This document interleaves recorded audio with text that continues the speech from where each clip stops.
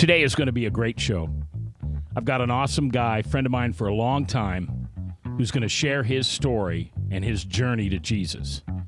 It's going to be one of the best shows you've ever heard. I thank you for listening. Stick around. The next hour is awesome. Here live on The View from a Pew on The Truth. Welcome to The View from a Pew, a conversation among Christians who are out to grow their faith by asking the simple questions, the tough questions, and the stuff you really wish your pastor would talk about. Come on now, let's reason together. It's your voice we want to hear. The phone lines are open, so join the conversation. Call 244-0077. That's 244-0077. Now, here's your host, J. Michael McCoy. All right, good afternoon. 3 minutes after the hour of 2 o'clock on this day, a beautiful day here in central Iowa, and I sure appreciate you being here. I gave Frank and Bob a 5-day weekend. Now, that's the kind of guy I am. Unfortunately, I didn't give that to Ryan. Ryan's got to be here every day. But so today it's just my very special guest and I kind of did that on purpose because I don't want to expose Don to people like Frank. I mean, I like Frank. He's one of my best friends, but you never met Frank, have you? I think I've met him once. Oh. Yes, just briefly. Yeah, and I'm sorry that I exposed that to you. I just, it's like Agent Orange. I wish I wouldn't have it around you. But Frank's a really good guy. I love him. He's a good friend of mine, and I try to take care of him the best I can. But he's like a dog. Have you ever had a dog that, did improper things with your leg? When you're around? Regrettably, yes. Yeah, that's what Frank is. Yeah. I just got to be so careful when he's around other people. Yeah. All right, so Ryan's producing. I appreciate. Oh, you like that, don't you, Ryan? I see you smiling in there. Yeah. All right. My special guest today is a gentleman by the name of Don DeWaay. DeWaay. And Don and I have known each other for 12 years. 13 years. And Don used to come on my radio show all the time when something would happen financially, a lot of times on the phone, or he'd come over to the studios. And so the moment something big was happening in the stock market or in the bond market or with real estate, Don would come in and explain it real well. You also had a show on HO for years called The Profit Zone. Oh, yeah. We had actually the show was in several different broadcast areas all around the country. I think 40 states actually were able to hear. Yeah. All right. Yeah. And so needless to say, Don knows what he's talking about. I don't mean to embarrass him when I say this, but your IQ, I don't know if you know, but you're genius level, right? I would never. My wife certainly would not say that, but and nor would my kids. And I wouldn't say that. No, thank you though. That's awfully flattering. Well, I don't mean to flatter you. I want people to understand that a lot of what you know and have gone through is skill based, but a lot is just you. I mean, it's just the level of intelligence that the good Lord blessed you with, and you. Well, I've just always heard wonderful things about you from other people. But we're not going to talk about any of that stuff today. We're not going to talk about stocks and bonds and portfolios and real estate and all that. Don went through what I did, okay? Lived a very secular life. I won't put words in your mouth, but I thought I was okay. Me and God were fine. Sure. Why do I need a relationship with Jesus? I've got God. I mean, I got the dad. What do I need the kid for? Right. Am I a Christian? No, you folks are silly. Am I born again? How does that happen? Right. But I thought I was okay. I thought come D-Day and they put my body in the ground, I'm going to be upstairs singing with the angels. Yep. And I don't know about you, but I wouldn't have been. 5 years ago, I wouldn't have been. Based on my behavior and my attitudes towards life, I would say categorically, you're like yourself. I would be myself too. Well, I wasn't repentant. Right. That was my issue. Frank Luntz at the Family Leader Summit asked Donald Trump, have you ever asked God for forgiveness? And his answer eventually was, no, I just take care of it myself. And that would have been my answer. Well, I think the same. I mean, the thing is, when you're really successful in your career, when you're at the top of your career, when everything seems to be going your way, you tend to credit that to your own talents, your own resources, your own ability, and you think you're in control of your life. And so, yeah, I'm the same way. And I think almost everybody is, and professionally speaking. I mean, in the wake of the things we're going to talk about, I learned a lot about myself, and of course, I've worked with hundreds and hundreds of business owners through the years, and they all have very common, characteristics. And one of those is I control. I'm in charge. I can take care of anything. I'm, leap tall buildings in a single bound. Yep. And bulletproof. Yeah, and what you realize is you're not the man eventually. You realize you're just a man because eventually we're all faced with some sort of a crisis in our life. Something goes wrong, and all of a sudden we realize I can't fix this. And that's more or less my cautionary tale that I hope to share today. Yeah. Don DeWaay is my guest. He's going to tell us his Jesus story today.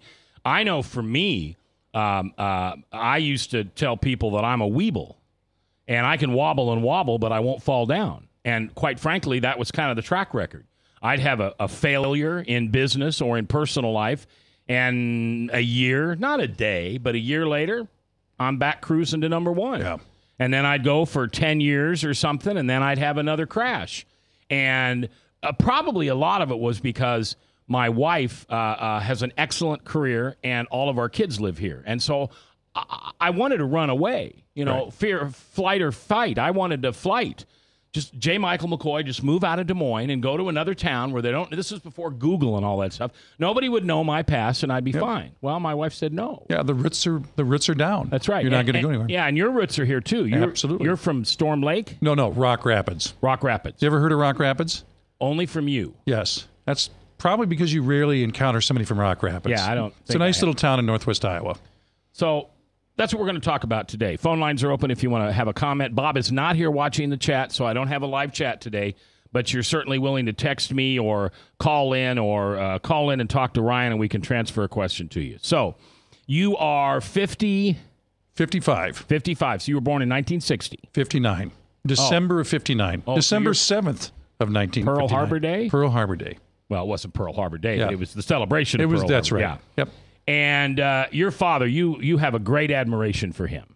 Well, for both my father and mother, for very different reasons. I mean, I think they brought some very great character and characteristics that I picked up on. My dad was an incredible, basically a legendary trial attorney, and immense intelligent, but the guy also was very, very grounded, and he was somebody that genuinely cared about people. All those characteristics you would never associate with somebody that practices law, but he was, to this day, the most honest individual I've ever met in my life. They're both still living? Unfortunately, neither one of them is. My dad died on his 76th birthday, which was October 5th, so coming up here fairly soon. Yeah. In 1992, my mom passed away about 9 years ago. Okay. So did you ever get a chance to see your dad litigate a case in the courtroom? I did. In fact, that must have been really cool. Well, yeah, I mean, I sit here and I get goosebumps even as I'm thinking about it because he was amazing. The thing that was so good, I mean, my dad was so incredibly gifted at was taking the complex and simplifying it and talking in regular guy language. I mean, my father was even though he had immense intellect and he was an incredible litigator, he just had a way of coming across to people, and they knew he wasn't talking down to them. He was talking straight across. No arrogance. Zero. Yeah. I mean, he was just a regular guy. He didn't spend a lot of money. He didn't do, and I'd like to think that I came away with a lot of that. A lot of the things that made me successful was a product of watching my father. But you're right. I watched him try a quadruple murder trial one time that was nationally prominent. I mean, quadruple, so 4. There was 3 brothers that murdered 4 teenagers in a park in northwest Iowa just randomly. I mean, it was a horrendous crime, right? But we were getting calls from national media, NBC, ABC, CBS, calling our house. I would have been in 7th grade, I think. About so whatever that 1970. figure. Yeah, probably a little. Yeah, probably around that. Yeah, Okay. yeah. And so, I mean, that was just a surreal time. I mean, just to be involved in something like that. But he was amazingly successful. And to this day, I run into a lot of people that remember him as, other attorneys, and what an amazing talent he was. Did he defend the accused? Yeah, he was asked by a judge to defend this. And there was 3 brothers. He had the eldest of the 3 brothers, and he was asked to defend the eldest brother. Now, normally you'd think that brother was the leader of the pack, right? But actually it was the younger brother who was just the epitome of evil. And the eldest brother, I mean, these guys were kind of like Larry, Daryl, and Daryl. And I'll say that only because I know they're in prison for life, right? Okay. They're never going to be able to come after us. But the reality of it is the eldest brother was just kind of a doofus. I mean, he was kind of along for the ride, and And you could make an argument that he didn't have the same intent that the younger two brothers did, Okay. but he was there. But the thing about it was, it was an incredible, they escaped from prison. I remember they had to come and get me out of school for fear that they might, come and get me, something like that. I don't know. But, it was high profile. And the thing about it was, my dad tries this case, and this is one of those moments in your life that really changes. Not the case, but what happened right after the case. So the guy was guilty. There was no question. The judge wanted a great defense because he didn't want this to come back up and appeal over and over and over again. But my dad fell ill right after that case. Dreadfully, gravely ill. And, it was touch and go. We almost lost him. He was in intensive care for weeks and weeks and weeks on end. I think 3 months. Can you imagine? And, it was just touch and go every step of the way. And it was one of those things where it absolutely changed me. It transformed me. And for other reasons, too, because my dad, was always busy with his practice of law. He was a great man. I admired him. I loved him to death. But the fact of the matter was he was so busy. And then when he'd get home, he was so tired. And, we just didn't get those opportunities to interface like a father and son should. Throw the ball around the yard, do that kind of stuff. Not very much. Yeah. And that left a lasting impression on me. And so, and we'll get to this a little bit later, but, I was like wounded by that. It was something I carried with me for so many years. It hurt. And I know there's people listening that feel the same way. Yeah. But I vowed I'd never do it. And guess what I did? I did the same thing. Not to the degree he did, but I did the same thing. I let my business encroach on my family life, on my faith. It encroached on every element. It became me. My business was my mistress. It came into my life. I've heard that before. And it seized me. Yeah, and I think I would have to qualify for that too. Yeah, it's what entrepreneurs do, basically. Yeah, we pour everything we have into our businesses. I said many times, I probably said it on the air before, getting this radio station to Des Moines was a 4-year pregnancy. Yeah. And when it finally came on the air that July weekend, just a few months ago, I'm certainly not trying to compare it to childbirth, and I wouldn't do that. No. But it's the closest thing I've had to childbirth. Obviously not the physical part, right? But the building, and the care and the but love. But the thing is, that's it. It's I agree. It really isn't painful unless you look back on it. And what you sacrifice through building a business, you make decisions. And quite frankly, these are selfish decisions. These are things you're doing what you do, and I did what I did because we loved it, and for other reasons that we maybe were not aware of, couldn't comprehend, we always kept reaching and reaching and reaching for just a little bit more, a little bit further. Some people do it for the money. Some people do it because their egos, or they need to teach themselves something or show themselves something or show the rest of the world something. But we just keep reaching farther and farther. We know no bounds. We don't know when to quit. And tell me I can't do it, and I'll show you I can. Then I'll really show you. Put absolutely. your headphones on for a second. I don't know what he wants, but we can't ever go a whole program without Frank. So Frank's on the phone. Frank, how are you? You're live on the radio with Don and I. Please say something intelligent. All right. Either you guys recognize the name Joe Robbie? Do I recognize the name Joe Robbie? Do you know the name Joe Robbie? He was the owner of the Miami Dolphins football team. I think he's since deceased, but he had a quote one time that basically said, you can only have so much wine, women, food, song, private jets, and the only happiness he found in life after experiencing all of that was owning the Miami Dolphins football team. Now, not everybody owns the Miami Dolphins football team, but what every man comes to in life is, especially when they come near their death through health or sickness, age and sickness, is what's beyond. What's beyond this life? What's beyond this gain that I'm on this earth trying to temporarily gain? Is there something beyond this? Some people come to it, some people don't. But it sounds like to me, your guest today has come to the conclusion that there's more to it than what he can gain in his business life and business experience. Would you, thank you, Frank, would you say that's a correct assessment?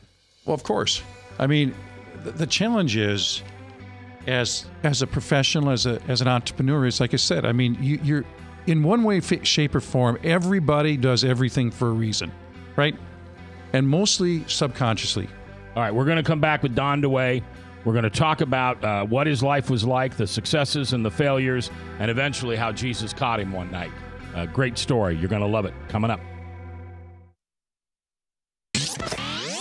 From the RE/MAX Real Estate Concept Studios, this is Webcast One Live.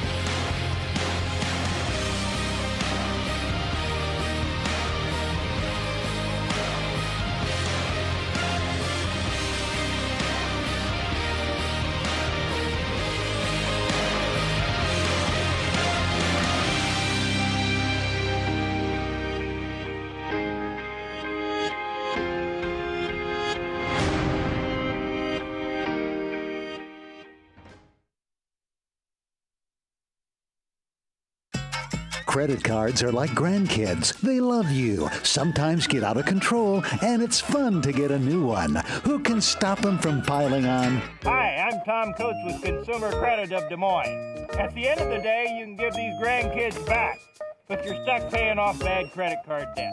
We can help you put the fun back into using credit cards responsibly. Right, kids? Yeah! If you need help getting credit cards off your back, call Consumer Credit of Des Moines.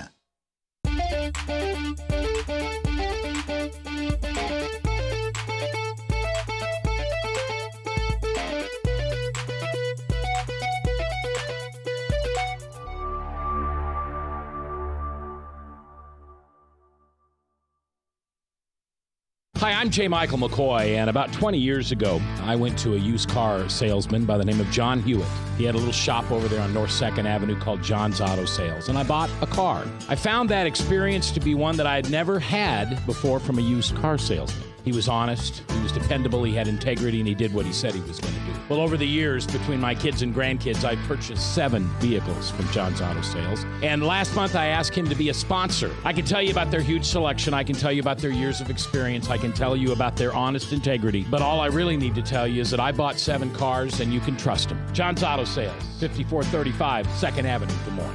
You need a good ride when you hit the trail. Trust the man with the cars, and he goes by the name of Big John. Big John. Big John. From the RE/MAX Real Estate Concept Studios, this is Webcast One Live.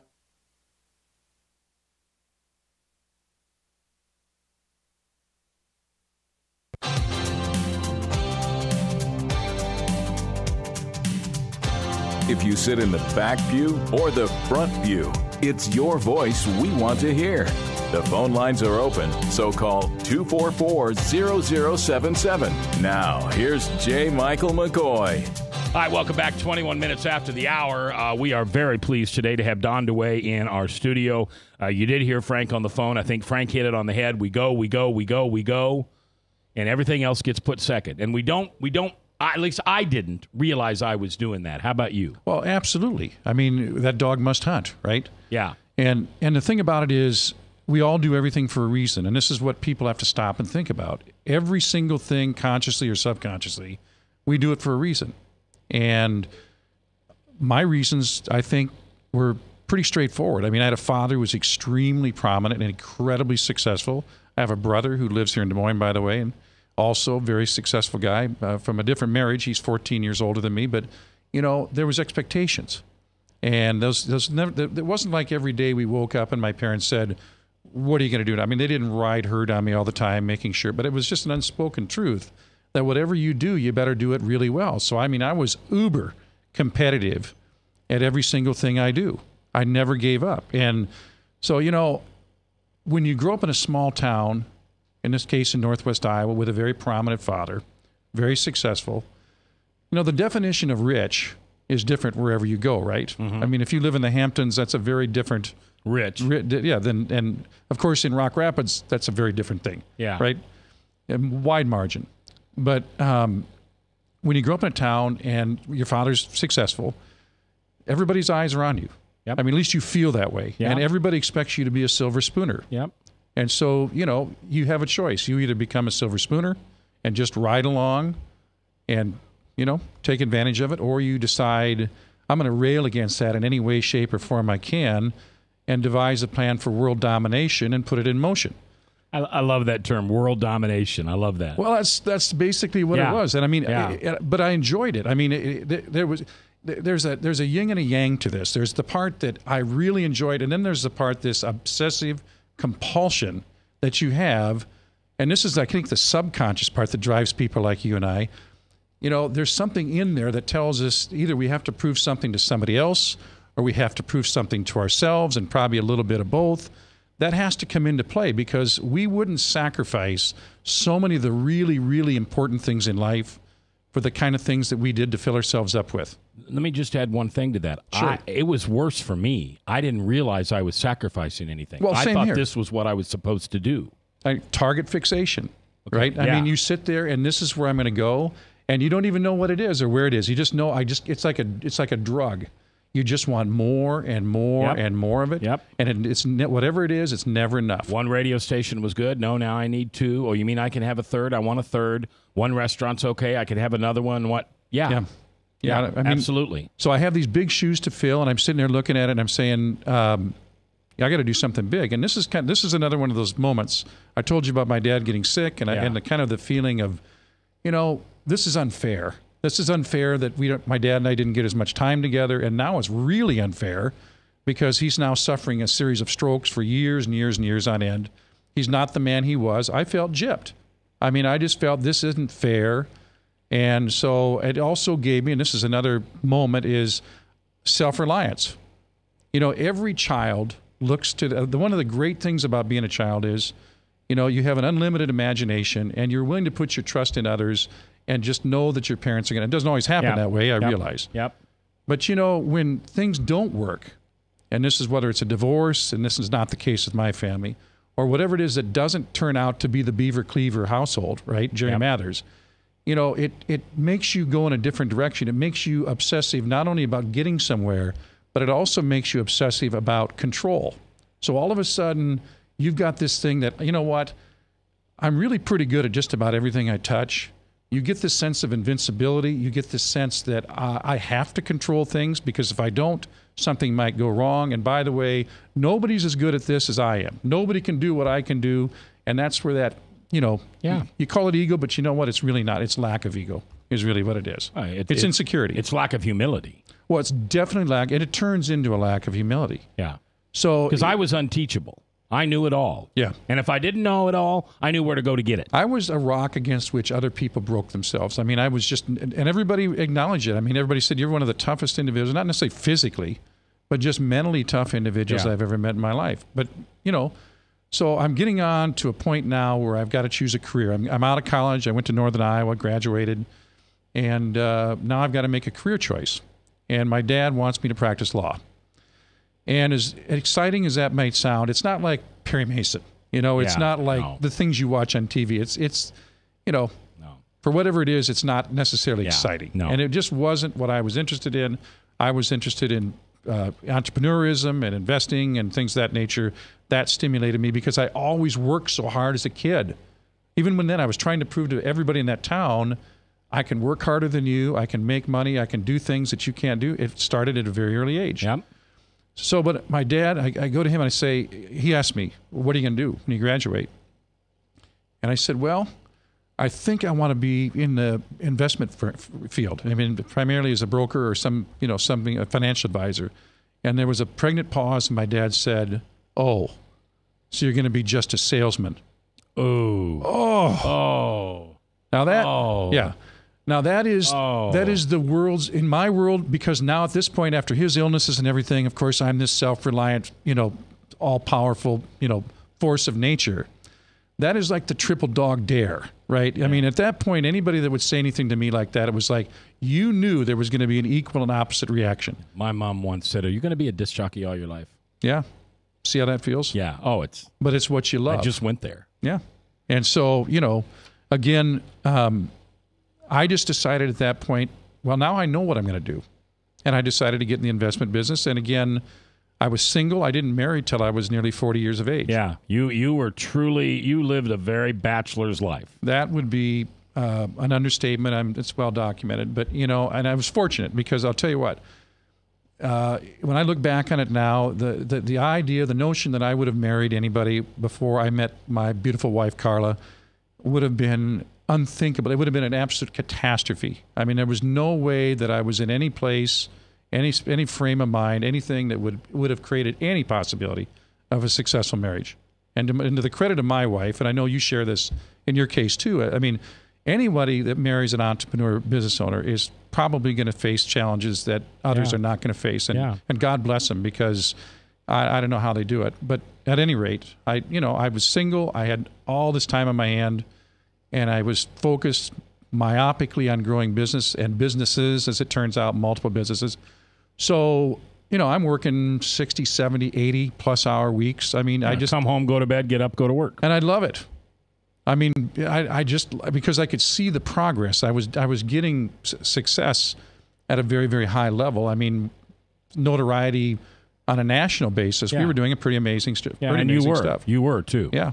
Yeah. So you were one of the go-to guys in this nation when it came to what do I do with a lot of money? I don't want to just put it in the bank and draw interest. Yeah, and I mean, there's at that point you do get a sense of invincibility. I mean, and you are loving it because you're going somewhere. But the fact is, you're going somewhere fast. You just don't know where it is.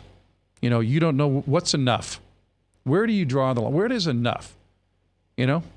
And that's I look back in my life, and the question I always am asking people today is why? Can't be too thin, can't have enough money. Yeah, just the insanity that most of us live in, right? People everywhere, if there's anything they take away from this broadcast, is they have to sit back, get some quiet time in prayer, and just think about something and ask this fundamental question: why? Why are you doing this? Why? Really get to the core of what is driving your actions, because most often it's not what the Lord intends for us. It's something that we're doing to fulfill inner needs that we have, that, you know, no different than alcohol, no different than drugs, no different than extramarital affairs, whatever it is. We're all looking for something to, I guess, invigorate us or validate us or something. I say we're all born with a God hole. Yeah. And that's the hole that the Holy Spirit and Jesus are supposed to fill. Yep. And until he decides that we're worth it, or, well, that's the wrong thing to say, until we surrender to what he's been calling us all along to do, at least for me, I filled it with alcohol. I just filled it with everything wrong. Well, you imprison yourself. I mean, that's the thing is, pretty soon, one of the worst things can happen to you is incredible success. Yeah. Because that's validating everything. It's reinforcing things, and you're not even cognizant of the fact that it's not really filling you up, because it's never enough. Yeah, because you're not done. You never arrive. You're never going to get there. It just, if you hit and we'd blow through goals, we'd do things that other people couldn't even dream of doing, and people said you can't possibly accomplish. We'd just blow through those things like they weren't there. So it was like, you know, we'll do the difficult today, and we'll do the impossible shortly. I mean, that's the way it was. And the unthinkable next week. Yeah, and then it's something that inconceivable you could actually do and beyond that. But and so, I mean, that's the kind of way. So you build this organization that imprisons you in so many different ways. I mean, it robs you all of a sudden, and you just wake up. And I suspect it's very much like somebody who's been through alcohol or whatever, and I know you have to hit the wall at some point, right? I mean, something's got to give. Yeah. Yeah, for me, I was just sick and tired of being sick and tired. Yeah. I was just tired of waking up every morning and feeling that way. And then, and even worse as an alcoholic, you go back and hit it all day long. Yeah. Business, real hard. And then I'd come home and I'd just slam because I just wanted to sleep and go away. You know, it was really weird, though, because it was just like, I'm telling you, it was just like a drug. I just couldn't slow down. I just never did. People half my age would be saying, I don't know how he does it. Yeah. And I just like the Energizer rabbit, you know, just kept going and going and going. So we've got a minute and a half. Yep. What was the wall you hit? What was the point in which you dropped to your knees and said, Jesus, I can't do this without you? Well, the interesting part about it is, leading into that, I already knew that I was in over my head. I mean, there was just, I planted so many seeds I couldn't tend the entire crop. I mean, it was just I hired a lot of people. Some of them were really good. Some of them weren't so good. Some of them had integrity, some not. But, I just realized that things are starting to get away from me. And obviously the threshold moment or the watershed moment was 2008. So the stock market crashes, the real estate markets get destroyed, decimated, and all of a sudden I've got problems with projects that we couldn't fix, that we couldn't foresee, but we couldn't fix. And, money is important to people, sometimes more important than breathing and eating. Mm-hmm. So when things don't work out, there's scapegoating, and they want to find something to people to lay that on. So in 2008, we had things go wrong. Actually, we recovered from that. The business started to thrive again, which is great. But then, we started getting litigation. And it was painful because the kind of things they were saying about us were, questioning our integrity, questioning our ethics, and all those. And it was, losing a lot of money is one thing. I mean, I know it really hurts for a lot of people. But when people impugn your integrity, especially when you grew up in the environment I did, that is the most rending thing on the planet. And unfortunately, we have, and you don't have to agree to this. Sure. For me, my local newspaper that I grew up delivering when I was a kid was the worst of all. Didn't check facts, didn't take a look at what the real story was, and just wrote whatever they wanted. So, all right, we'll hang on. We're going to take a break. When we come back, I want to hear about these moments that Christ entered Don's life, and Don said, I surrender. There's got to be something more important than this. We'll talk about that live here on a Friday with View from the Pew. I'm J. Michael McCoy. If I haven't told you lately, thanks for listening. Love this job. Couldn't do it without you. Right here on The Truth. Yep, 99.3. Powered by webcast1live.com.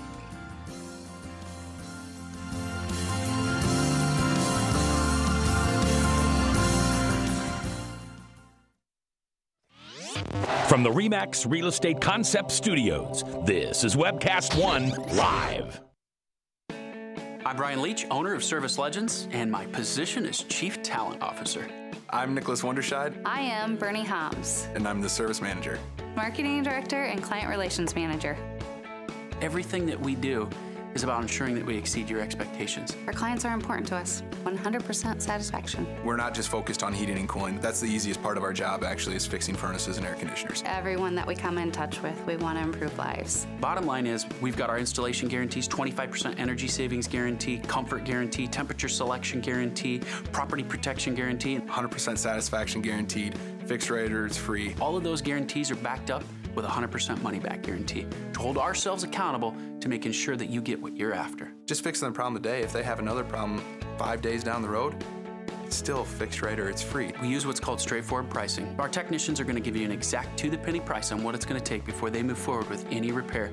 That way you know what to expect. It's the same price every day. No surprises. If you get off work at 5 o'clock in the afternoon, you come home, you realize that, oh, my furnace is broken. Now you need to call somebody out that night. You shouldn't have to pay more for that. We're guaranteeing service 24/7. We run afternoons, evenings, nights, weekends. We're staffed to work that. Phone rings at 3 in the morning. You'll get one of our representatives answering the phone every time. We're not sending you out to Timbuktu in some call center. It's our Service Legend team members, our mission control team. I'll take a call anytime. And then they answer the phones the same way during the day as they do at night. It's a great day at your service company. How can we make you smile? That's the only way to provide true 24-hour service. When you're able to let somebody actually live in their home safely when they weren't able to do that before, where they don't have to stay up at night and worry about, is the heat going to come back on? Are we going to freeze the pipes? Is the baby in the room next door going to be sick because they got too cold? When you're able to help somebody overcome challenges like that, that's impacting a life. That makes a difference. I get goosebumps thinking about it. I love the team. I love the people that I work with. We have fun, but we work hard. I call them my ambassadors of legendary service. If you could just envision what that is, that's who we're sending to your home. They literally will call in, pick up the phone and call and say, hey, I want to talk to your manager. And I get on the phone, they're like, that technician that was at my house was the greatest technician ever. That's cool to me. We want to brighten people's days. Every person that we have going into the house has gone through an extensive background check. Drug testing, we have a very thorough interview process that 1 out of 140 people make it through. If we promise you something, that's what you're going to get, no matter what. We're here when you need us to protect the safety and comfort of your family. If you're not happy, we're gonna make it right. If we're willing to put 100% money back guarantee on what we do. What type of work do you think we do? Give us a call. We're there for you 24/7, 365 days a year. Enough said.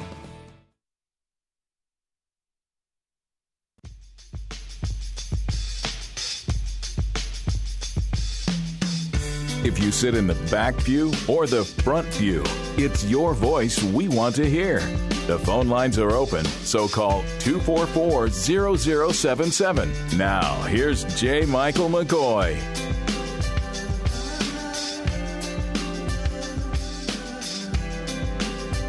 All right, welcome back. 22 minutes before the top of the hour. And top of the hour, of course, Salem Radio Network News. And then at 3:03, the Steve Deace back in the market live here on 99.3. Very special guest today. It's just Don and I and Ryan. Ryan's producing. Don DeWaay is here, and he's telling his story today. And, he only gets 47 minutes, and I would imagine you could do it in like 2 hours and 47 minutes if I gave you the chance. Many, many people have suggested to me, for all I've been through in the last 5 years, I could probably write a book. Yeah, you could. I probably could. Yeah, Maybe I will sometime. Maybe you will, yeah.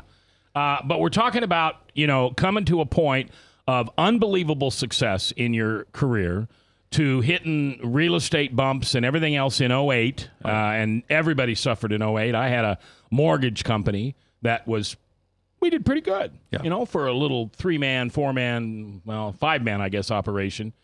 But it was all gone by 10, It was all gone. How about yours? When did you realize that this was going to be the tough thing and you needed to turn your will and your life over to the care of God? Well, that's a great question. I mean, a lot of people have this moment, and I suppose I did have a moment, but part of it was, when in 2008, I don't think a lot of people understand. I mean, there are people in our business that don't care about what happens to their clients and so forth, but I do. Yeah. And I did. And I mean, it really, as somebody who never really experienced failure, I mean, honestly, I never had failure on even a minor level throughout my whole life. I didn't even know what it was. And all of a sudden, here comes this, atomic bomb in 2008 and the economic decline, the banking crisis and everything. And all of a sudden, I'm sitting here like, this is enormous and like an F5 tornado or a tsunami or whatever you want to call it. I mean, this is going to take out everything. Yeah. And there's nothing you can do about it. But people think you should. And people were really accustomed to a very different result with us than what we produced in the wake of 2008. Obviously, it was just scorched earth, and that's as simple as that. So, it was rending because you'd lose sleep every night about what was happening to the people who were trusting you with their funds. And you meant it. You felt it. But, our industry is not one that's renowned for that kind of behavior. Yeah, not good bedside. I mean, it has probably lower ratings than Congress, right, in terms of integrity. Maybe that's possible. But, we felt terrible and we tried to do everything, but it was like triage. I mean, everything is coming at you from all sides. And I mean, if it wasn't one thing, it was another. It was almost comical. And, here again, you just strap on that cape and you say, stand aside. I'm going to get us through this stuff, and you put on your face and you go in there and you do what's necessary to rally your troops and get them going. But the reality of it was this was just too big for us to cope with. I mean, it was just too big for anybody. I mean, the largest financial institutions in the world were crumbling all around us. And here we are, this little pimple in Des Moines, we were going to get hit with like everybody else. Well, it really is a snowball going downhill. It's like catching an anvil, really. I mean, it was awful. Yeah. So, you do your best and you tell yourself, every day you get up and you do your best, right? And you can only do so much and there's things you can't control. And that's a hard pill to swallow for somebody whose whole life is bent on control and manufacturing outcomes that were really good for people and glorifying in himself and what he was able to accomplish, right? Yeah. That's a tough pill to swallow. So, things were tough. Everybody, it was an endurance test. And that's what really brought it to light that, for all this stuff that I thought was fun and entertaining and interesting and exciting. I mean, really, I had built this torture chamber where I'd come into work every morning and there'd be like 10 people waiting and I just need 15 minutes. And 15 minutes would turn into 45 minutes, and pretty soon it's 5 o'clock, and then I'm working till 8 o'clock and 9 o'clock at night, just trying to get stuff done. I come home, The kids are already in bed. I missed meals with my kids. There was birthdays I missed, which almost brings me to tears as I sit here and think about it. You know, I mean, the idea, the notion that, I was never going to be that guy. And you were becoming that guy. I was that guy. I mean, to miss your kid's birthday and say, you know what, don't worry. I mean, this is the kind of stuff you see on those television series, right? Hallmark. Yeah, Hallmark deals. And I'm just like, and at the time I was just like, look, I've got to do this. I got to be there for these people. For crying out loud, really? You know, you need to be there for your family. What was Carly saying during this time? You know, Carla is an amazing woman. She really is. I mean, she had challenges when she grew up. The thing I admired about my wife from the very outset was for somebody that had not the greatest of, lifestyles when she grew up, she didn't do anything wrong. I mean, if I'd have been in her world, I would have steered right over and gone right into the ditch. Because she, without the curbs, she kept it right down the middle of the road. I mean, she did. She put herself through college. She worked. She lived a straight and narrow lifestyle. And, for me, I was not that guy, right? I mean, I have no idea to this day why she ever married me. I mean, knowing what she knew about me, because we were friends for 5 years, just good friends. And she knew everything about me. And in spite of that, somewhere beneath it all, saw something in me that I didn't even see in myself, right? So she's unbelievable. She's unbelievable. But, I know that she couldn't have liked it. And I know now in retrospect that she certainly didn't like it. And I know it was selfish of me. I mean, that's, like I said, I was too focused, and I was not going to let this thing fail. I'm gonna punch this ball over the goal line. I don't care how many fourth downs we have to face. Yeah. I was just going to get there. Go back to the moment that you realized you just missed your kid's birthday. Not Sure. the day you missed it. Yeah. But when you realized you had become that dad. I don't know if I could pinpoint a moment, but I mean, it all kind of came to light when our business was, after 2008, we started to recover and things were going quite well. In fact, in early 2011, we were having a record year, and I was right back in the saddle, and we were rolling. And frankly, as we all probably know, you do well when you buy things low. And so we had the best opportunities in my 30 years in this business. I mean, amazing opportunities that have proven to be really, really amazing outcomes. And so things seemed to be back on track, and that's when we started getting some litigation, and that's when the media caught on, and frankly, that's when our reputation came under fire, and then it turned into just a triage. Yeah. I mean, it was horrible. You can't put the toothpaste back in the tube. Oh, it was awful. I mean, for everybody it was awful, and I felt terrible for my family. I felt terrible for those people around me. I felt terrible for myself, but a lot less for myself than I did everybody else. I mean, in a sense, I took it all on myself and put it on my shoulders and said, how could you do this? How could you do this, right? But I mean, I just remember every day was a deluge of just negativity. I mean, there was something going wrong multiple times. You couldn't put that many fires out. And I just remember coming home one night, and it was, I don't know what happened that day. I mean, I don't know precisely what day it was. It was in October, November of 11, and I just was like, what have I done? Where is my life going here? What is going on inside you? And I've gone to church for years and years. When I was single, and to your point, we go there and we get our little shower and we come out nice and clean and we go right back to our same old behaviors. Just check it off. And I got to say, professionally speaking, I don't believe that I ever did anything professionally that was, not ethical or anything of that nature. That was not me. My other lifestyle, my other side, the way I live my life, as you say, in a secular way, yeah, I did things that probably I was proud of or bragged about then that I'm embarrassed about now. Yeah. But, this was a point at which I realized this is completely out of control. I can't do this. And you know what, Don? You aren't going to fix this. You're not the man. You're just a man, and you've got to give up. And I mean, I prayed morning and night for years. But that night I got on my knees and I just said, I give. I mean, I'm getting goosebumps while I'm sitting here. Yeah. And it was just one of those moments where I said, I give. Now, did it all happen and all of a sudden I flicked the switch and now I'm just a different man? No. Heaven knows God not. God doesn't work that way. It wasn't that way. Yeah. Very few of us have that microwave moment. But we do have that moment like you just shared that you could remember. All right, last break. We're back in 2 minutes. We'll have just a few minutes to kind of tell you what life is like now, how he's dedicated his life to Christ, to serving others, to honoring God. Don DeWaay's my guest. We're coming back live on The Truth.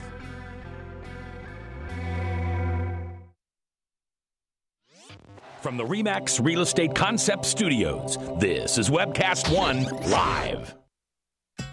Credit cards are like grandkids. They love you, sometimes get out of control, and it's fun to get a new one. Who can stop them from piling on? Hi, I'm Tom Coates with Consumer Credit of Des Moines. At the end of the day, you can return the grandkids, but you're stuck paying off bad credit card debt. We'll help you put the fun back into using credit cards responsibly. Right, kids? Yeah! If you need help getting credit cards off your back, call Consumer Credit of Des Moines.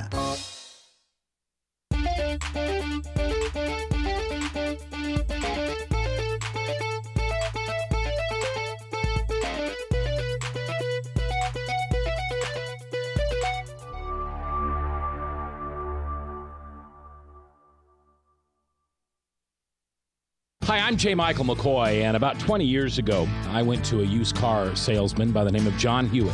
He had a little shop over there on North 2nd Avenue called John's Auto Sales, and I bought a car. I found that experience to be one that I had never had before from a used car salesman. He was honest, he was dependable, he had integrity, and he did what he said he was going to do. Well, over the years, between my kids and grandkids, I purchased 7 vehicles from John's Auto Sales. And last month, I asked him to be a sponsor. I can tell you about their huge selection. I can tell you about their years of experience. I can tell you about their honest integrity. But all I really need to tell you is that I bought 7 cars, and you can trust them. John's Auto Sales, 5435 2nd Avenue, Des Moines. You need a good ride when you hit the trail. Trust the man with the cars, and he goes by the name of Big John. Big John. Big John. From the RE/MAX Real Estate Concept Studios, this is Webcast One Live.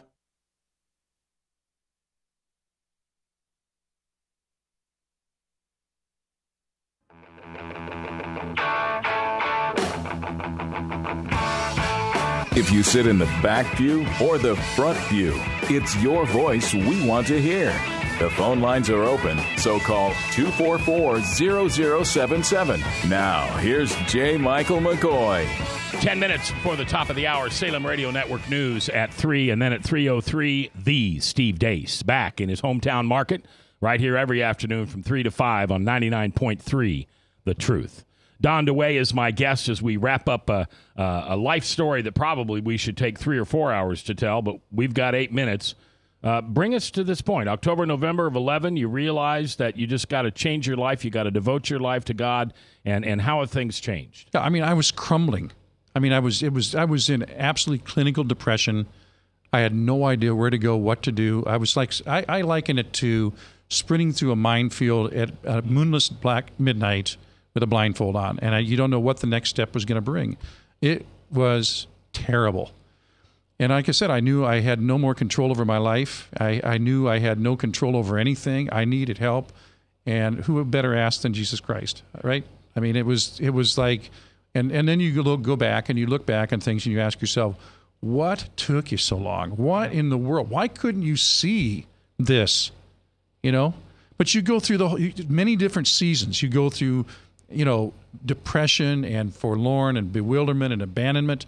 You go through, feelings of isolation. You go through anger and bitterness. You go through, and then thankfully, because I've got a great church and a great church family, and I've got, wonderful Christian men around me and a great Christian wife and children. I mean, I started to see, instead of looking at all the bad things that were involved in my life, I started to see that there was miracles everywhere. And all of a sudden, the needle that was broken off started to move back up, and it started to crest the middle. And now we still face battles. I mean, we're still under pressure for stuff. There's still things out there that we're having to deal with. But I'm not perfect. I can't just say that I never worry or I never get angry or I never get those feelings. But I'm better than I've been in the sense that I can stop, look to Jesus Christ and say, please take this out of my life. So the next chapter, I think, is what you're asking about. I mean, what next? The next chapter is... First of all, I will tell the listeners that I got the opportunity to spend about 3.5 hours with you and your boys on an early Monday memorial, and they love you. They honor you. They look up to you. And one of them, I don't remember which one, man, they're engaged with you. Yeah. Yeah. So I just I have been blessed with an amazing family, and I wished I'd have been a better father and husband every step of the way, and I'm trying. I mean, we're still under pressure. It still comes out now and again. But again, thank God for the grace and peace and love and joy that he's replacing the anxiety, bitterness, low self-esteem, all those kind of things that took place. So again, I guess, from a family perspective, it's just trying to be with my family more and trying to be more tolerant and trying to be understanding and lots of times I do really well with that. Sometimes I don't, and I'm working on that. From a professional standpoint, I must say that God's given me one of the greatest gifts in my career, and that is to finally have the opportunity to take the skills that he's blessed me with, the resources, the talent, the wisdom, the passion, the vision that he's given me, blessed me with, and to take that out to other business owners, entrepreneurs and their families and their employees and their families. And instead of just talking about how to make money, which is in the essence a rather meaningless thing, right? In the broader scheme of things. Yeah, it's important to people. It's part of their lives. But in a broader sense, getting them to stop and ask the question, why? I've had people sit across from me in my office now as I consult with businesses and entrepreneurs. And I know where they've been because I've been there myself, both the highs and the lows. And I'll say, this is what I experienced. And they'll just break into tears. And it's just like, it's such an amazing experience for me to know that what God has given me, this amazing opportunity to take that out to business owners and entrepreneurs and say, I get you. And you know what? All this stuff aside, this is who you really need. Yeah. You don't need me. This is what's going to change your life. And again, I'm not perfect. Who am I to stand up and say that? But neither was Paul, neither was a lot of other people. Right. They made a lot of mistakes. Yep. Right? Yep. But if you can take, and this is true of whatever you're in. I met with a client of mine who just got out of the hospital, nearly died multiple times, some heart ailments. And this is what I call inside out. If you can take everything that's on your inside and just turn yourself inside out and be willing and vulnerable to share everything you've been with total honesty and tell people what you went through and how you feel, what you find is there are limitless numbers of people out there that have gone through horrendous experiences, much worse than yours. But the glory, the joy, the peace, the fulfillment that you get by reaching out to people and truly giving them that love and joy and peace and grace, showering that on them and bringing the word of Christ in their lives and helping them understand that you don't have to live like this. You have a choice. Ask why you're doing something and open yourself up to the glory. There is nothing that feels better, and this is where I'm going. There's nothing that feels better than the opportunity to go out and share your experiences and share his word and connect people to Christ, to a church, to a group of other Christian men or women, to whatever it is that's going to help them see and gain perspective on their life and live a life that they never even dreamt existed. Right. It wasn't there. You said something earlier that I just want to make a little comment on. You said, why didn't you do it earlier? Why did you wait so long? You just had these feelings that you had wasted time and not spent time what you were doing. Yep. It's my belief, and I can show you biblically where I think this is true, but it's my belief that God comes to us at exactly the moment he wants us. Totally. And it wasn't going to happen a minute before, a year before, or a decade before. It's in the right season. It's right where God wants it to be. A lot of people think they have this big control over whether God comes along and chooses them. I don't think so. No. I mean, the sad truth of it is we delude ourselves with this notion that we are in control, that we control our destiny. There's already a plan in place, and God has that plan. Absolutely. And if you can just resign yourself to the fact that you don't need to control things, you can surrender and live peacefully and joyfully and have grace and love in your heart. And it's a struggle every day for all of us because we can't, as human beings, really grasp grace and love at the level we should. No, how could we? Can't. We were created to grasp it, but then it got broke. That's right. In the garden, and we're not supposed to know. I used to say, it was about me because I am the most important, and if you just do what I tell you to do, we'll be successful. Exactly. Now, and it's on my business card, I honor God, follow Jesus, and serve others. Yep. And I never thought serving others would feel so good. It's amazing, isn't it? Yeah, it really is. I love it. It's the best thing in the world. Brother, thanks for being here. You did a great job. Look Pleasure. forward to seeing you soon. Ryan, thanks for producing. You guys, are you doing anything fun this weekend? He says yes. I don't know what that is. Are you doing anything fun this weekend? Going to a Hawkeye football game. Oh, you are? I don't know if that's going to be fun or not. I know you're a Nebraskanite. Yeah, Nebraskanite? Yes. Makes me sound like a disease or something. You think Darth Vader. Iowa right? will win? That's pretty Illinois unpredictable. State, right? Yeah, they're a good team. They're really Yeah, they are. Illinois State's a great team. It'd be a big upset if they could come in and beat us. Not a huge one. Not a huge? I don't think so. I mean, they're a good team. All right, you have fun at the Hawkeye game. I'll have fun watching the Nebraska game. And the only thing I want to leave you with is remember that after everything that goes into your life every day and every night, the only thing that I want you to grasp and hold on to is that relationship you have with Jesus. It is truly the greatest gift we could ever be given. And if you don't know that, I'll buy you a cup of coffee. We'll sit down, and all I can do is tell you how Jesus has mugged me. Amen. Until I see you again, remember, forgive somebody that needs to be forgiven, because as you forgive, you shall be forgiven. Have a great Labor Day weekend, and I'll see you in church.